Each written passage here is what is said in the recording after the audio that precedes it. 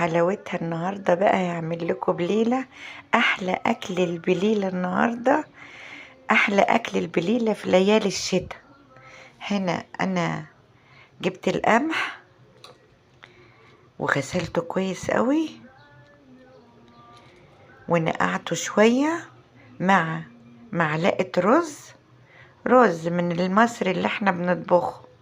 لو عايزة تجيبي رز جاهز ما تغسلوهوش. عملت رز من بتاع الشكاير البلدي بتاعتنا، تغسليه ونقعته مع البليلة. هنا هجيب الحلة